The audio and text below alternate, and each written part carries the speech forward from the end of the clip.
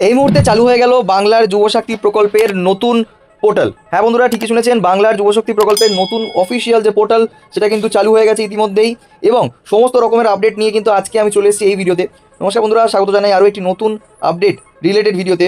আজকের ভিডিওতে আমি কথা বলবো যুবশক্তি প্রকল্পে নতুন আবেদন কিভাবে করা যেতে পারে, এবং কিভাবে সেই আবেদনের স্ট্যাটাস আপনি চেক করতে পারবেন, কিভাবে পাবলিকের যে নোটিশ সেটা কিভাবে দেখতে পারবেন, ডিপার্টমেন্টের রিপোর্ট কী করে দেখতে পারবেন, এবং সর্বোপরি আপনি কিভাবে করতে পারবেন যুব শক্তি প্রকল্পের টাকা আপনার অ্যাকাউন্টে কী করে ঢুকবে, সমস্ত পুঙ্খানুপুঙ্খ তথ্য কিন্তু আমি জানিয়ে দেবো আজকের এই ভিডিওতে। সুতরাং ভিডিওটি একেবারে শেষ পর্যন্ত দেখতে থাকবেন। আশা করি আজকের এই ভিডিওটা দেখার পরে আপনার এই মুহূর্তে দাঁড়িয়ে যতগুলো যুবশক্তি প্রকল্প নিয়ে যতগুলো ডাউট আছে সেগুলো আর কিচ্ছু থাকবে না, কারণ সরকারের পক্ষ থেকে কিন্তু ইতিমধ্যেই চালু করে দেওয়া হয়েছে বাংলার যুবশক্তি প্রকল্পের নতুন পোর্টাল।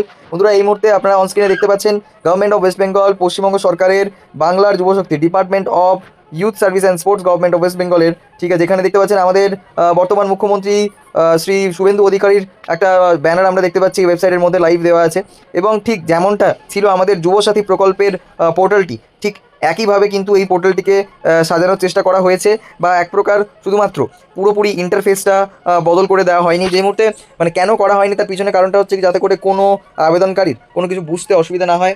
যেমন সহজভাবে তারা যুবসাথী প্রকল্পের আবেদন করেছে, বর্তমান সরকার চায় যে তারা তেমনটাই সহজভাবে বাংলার যুবশক্তি প্রকল্পের জন্য এনরোল করুক।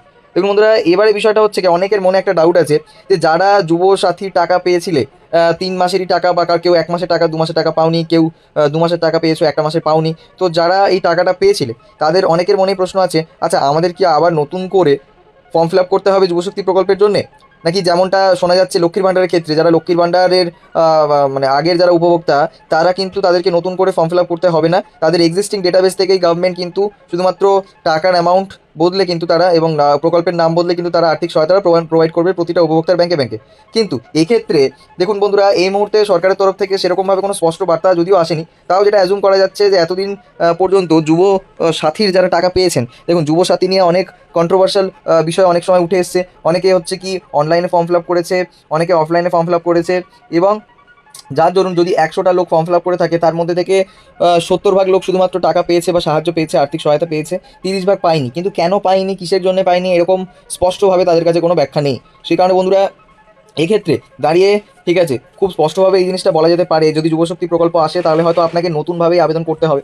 যেহেতু লক্ষ্মীর ভাণ্ডার বহু বছরের প্রকল্প, বহু বছরের একটা সফল প্রকল্প, সেই কারণে এক্সিস্টিং ডেটাবেসকে কাজে লাগাতে পারবে। কিন্তু যেহেতু যুবসাথীটা রিসেন্ট ভোটের আগের হচ্ছে কি প্রকল্প, সেই কারণে বন্ধুরা বর্তমান সরকার কিন্তু কোনোভাবেই চাইবে না যাতে করে ওই প্রকল্পের এক্সিস্টিং ডেটাবেসটাকে ব্যবহার করতে, কারণ ওই প্রকল্পের এক্সিস্টিং ডেটাবেসটা কিন্তু খুব ভালো করে অর্গানাইজ ওয়েতে সাজানো নেই। এবারে অনেকের প্রশ্ন হচ্ছে কি, এই যুব শক্তি প্রকল্পের সাহায্য থেকে আপনি কত টাকা আর্থিক সহায়তা পেতে পারেন? আপনি কি গতবারের মতোই 1,500 টাকা আর্থিক সহায়তা পাবেন, নাকি টাকার অঙ্কটা একটু বাড়লো? দেখুন বন্ধুরা, ভরসা কার্ড বলে একটা কার্ড হচ্ছে কি আমরা দেখতে পেয়েছি, বা ভরসা কার্ড বলে একটা জিনিস আমরা জানতে পেরেছি, যুবশক্তি ভরসা কার্ড, যেখানে কিন্তু স্পষ্ট 3,000 টাকা দেওয়ার কিন্তু কথা বলা হয়েছিল। ঠিক একইভাবে সরকার তাদের প্রতিশ্রুতি অনুযায়ী কিন্তু তাহলে সেক্ষেত্রে টাকার অঙ্কটা কিন্তু বাড়ার সম্ভাবনাটাই বেশি।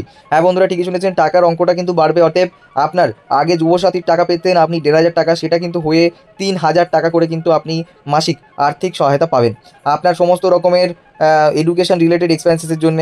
বা আপনি যদি চাকরির পরীক্ষা দেন, তো সেই চাকরির পরীক্ষা দেওয়ার যে এক্সপেন্সেস, যাতায়াতের যে এক্সপেন্সেস, ফর্ম ফিল আপের যে এক্সপেন্সেস, সেটা যেন আপনারা এইটা দিয়ে করতে পারেন। তবু আরেকটা জিনিস আপনাদের বলে রাখি, চাকরি পাওয়ার পরে, ঠিক যেমনটা যুবসাথী প্রকল্পের ক্ষেত্রে হয়েছিল, চাকরি পাওয়ার পরে কিন্তু বন্ধুরা আপনাদেরকে কিন্তু সরকারকে রিপোর্ট করতে হবে, এবং নিজের নামটাকে কিন্তু ওই পার্টিকুলার প্রকল্পের থেকে কিন্তু রিমুভ করাতে হবে, নাহলে কিন্তু লিগাল অ্যাকশনস কিন্তু নেবে সরকার।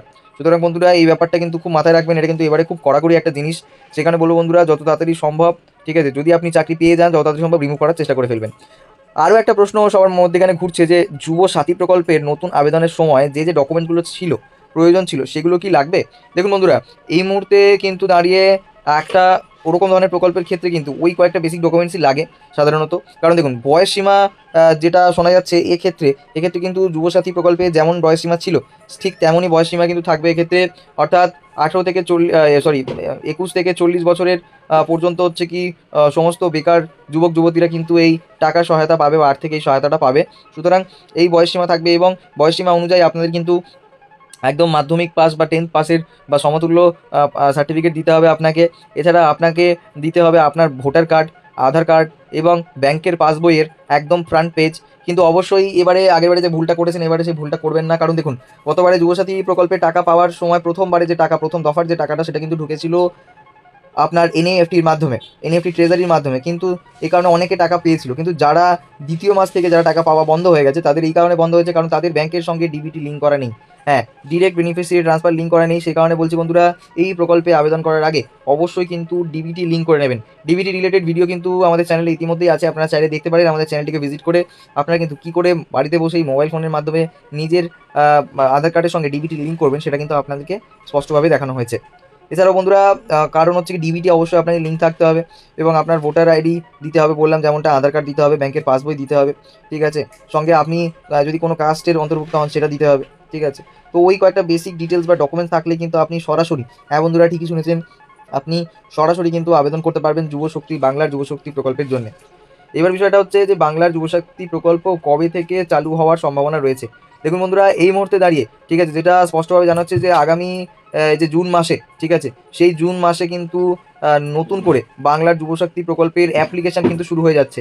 যেমনটা লক্ষ্মীর ভাণ্ডারের ক্ষেত্রে ওটা ক্লোজ হয়ে গিয়ে অন্নপূর্ণা ভাণ্ডারের যে নতুন আবেদন 1 তারিখ থেকে চালু হচ্ছে, যেটা কিন্তু স্পষ্টভাবে সরকার জানিয়েছে বিভিন্ন নোটিফিকেশন বা আপডেটের মাধ্যমে, ঠিক আছে। কিন্তু এমনটা শোনা যাচ্ছে বিভিন্ন সূত্র মারফত যে বাংলার যুবশক্তি প্রকল্প কিন্তু কোনো লেটভাবে শুরু হবে না। অতএব এই অন্নপূর্ণা ভাণ্ডারের পরবর্তী প্রকল্পই হচ্ছে কিন্তু বাংলা যুবশক্তি প্রকল্প। সুতরাং আশা করা যায় জুন মাসের একেবারে মাঝামাঝি সময় থেকে কিন্তু নতুনভাবে আবেদন শুরু হয়ে যাবে। তো বন্ধুরা বুঝতেই পারছেন, আশা করি আপনাদের এই রিলেটেড কোনো ডাউট নেই, ঠিক আছে। কারণ দেখুন নতুন পোর্টাল সরকারে এই মুহূর্তে সেরকমভাবে কিছু জানা বা কিছু আবেদন করা বা কিছু যাচ্ছে না। এই ওয়েবসাইটটা আপাতত এখন মানে বিল্ডিং স্টেজে আছে, অর্থাৎ সেম ইউআরএলটাকে যতটা বেটারভাবে করা যায় সেটা করার চেষ্টা করা হচ্ছে, ইউআইটা চেঞ্জ করা হচ্ছে এবং সমস্ত ডিটেলস কিন্তু আস্তে আস্তে চেঞ্জ করা হচ্ছে। আমরা এখানে দেখতে পাচ্ছি অফিসিয়াল টগিনগুলো কিন্তু সম্পূর্ণ আলাদা রকম। সেখানে বলছি বন্ধুরা, ঠিক আছে, আপনারা কিন্তু আমাদের চ্যানেলটিকে অবশ্যই সাবস্ক্রাইব করে বেল আইকন প্রেস করে রাখবেন, যাতে ফিউচারে এই যুবসাথী রিলেটেড বা যুবশক্তি রিলেটেড প্রকল্পের যত রকমের আপডেট, কীভাবে অনলাইনে আবেদন করবেন, কী নোটিফিকেশন আসছে এই রিলেটেড সবটাই কিন্তু জানতে পারবেন আমাদের চ্যানেলের থ্রু থেকে। সুতরাং বন্ধুরা, আজকের ভিডিওটা এখানে শেষ করছি। আশা করি আপনাদের ভিডিওটি ভালো লাগলো। যদি ভালো লাগে তাহলে অবশ্যই লাইক করে দেবেন, চ্যানেলটিকে সাবস্ক্রাইব করে বেল আইকন প্রেস করে দেবেন, যাতে ফিউচারে নতুন ইনফরমেটিভ আপডেট আপনার কাছে সবার আগে পৌঁছে যায়। Till then, tata, bye bye, take care, ভালো থাকবেন।